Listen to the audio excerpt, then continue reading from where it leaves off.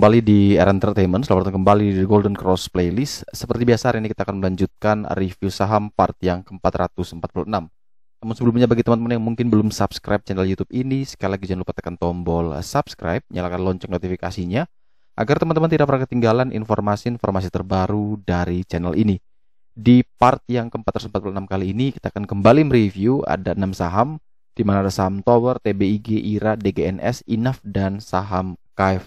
Namun sebelum kita melanjutkan untuk mereview ke 6 saham tersebut, maka kita akan meng-highlight terlebih dahulu pergerakan dari indeks harga saham gabungan kita, di mana dalam perdagangan hari Jumat kemarin, IHSG ditutup minus 0,12% di level 6.815 dengan total transaksi, total turnover 11,4 triliun, ada 208 saham naik, 307 saham turun, dan 165 saham yang bergerak stagnan.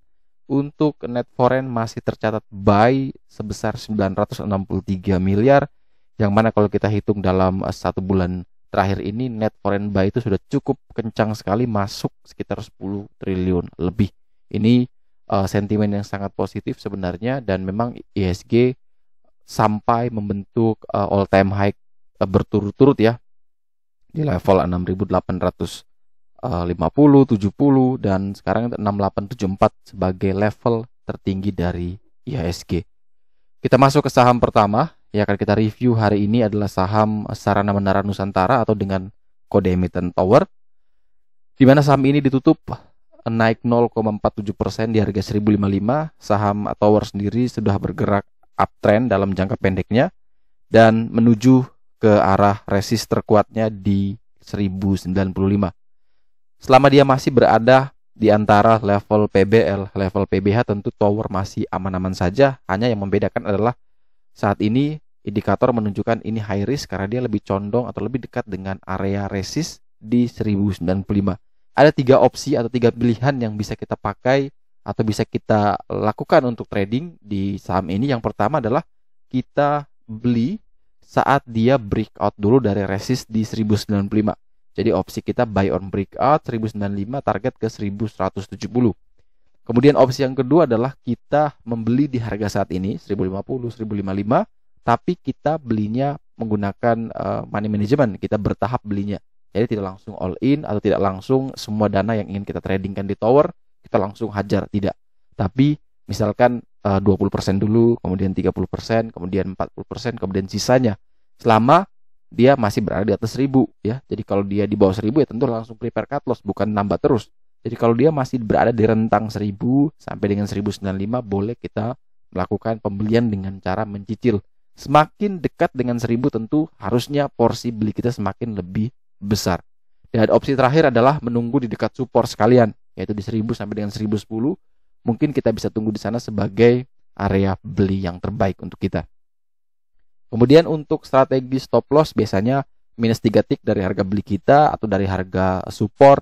Kemudian teman-teman bisa atur juga minus 3%, minus 5%, dan disesuaikan dengan preferensi risiko masing-masing.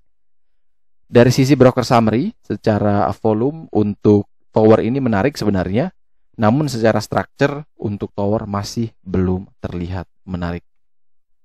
Setelah Tower kita punya saham TBIG, di mana saham Tower bersama infrastruktur ini ditutup minus 1,09% di harga 2.720, di mana TBIG sendiri setelah dia mengalami kenaikan, ketahan di resist, kemudian dia turun dan tidak mampu mempertahankan area PBL di 2810, sekarang dia jebol.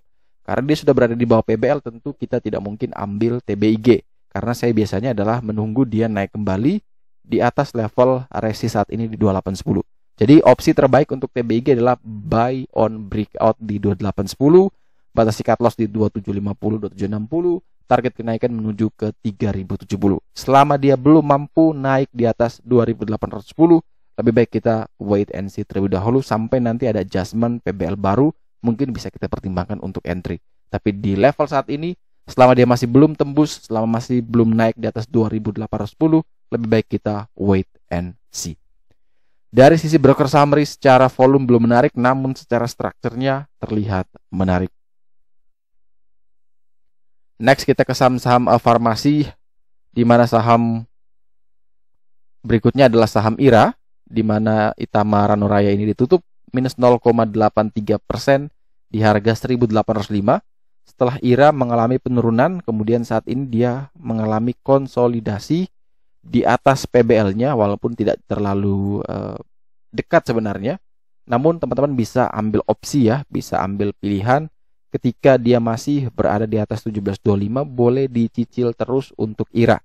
Perhatikan level penting itu ya, 17.25. Turun di bawah 17.25 kalau sudah terlanjur mencicil, kalau sudah terlanjur punya barang, prepare untuk cut loss di bawah 1.700. Kemudian kalau ternyata kuat bertahan di situ, maka ada potensi upside-nya sampai ke 2030 yang merupakan area PBH, dan juga ada 40 hari harga tertinggi di 2240. Jadi strateginya adalah memang kita menunggu dekat support 17.25, 17.30 boleh kita ambil, atau kita boleh mencicil terus selama dia masih berada di atas sama dengan 17.25. Dari sisi broker summary, secara volume, secara structure, untuk IRA terlihat menarik. Selanjutnya kita punya saham Diagnos Laboratorium Utama, di mana saham DGNS ini ditutup 0,68%, naik 0,68% di level 735.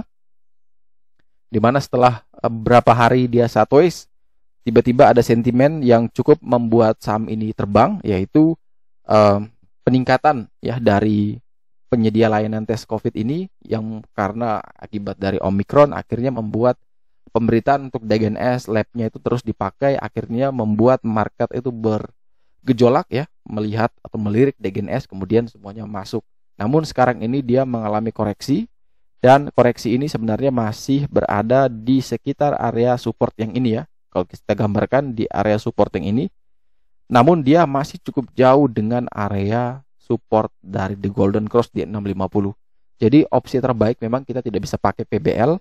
Kemudian kita tidak bisa juga harus menunggu breakout dari 820 karena itu cukup jauh. Nah, di sini kita bisa pakai beberapa level support bantuan.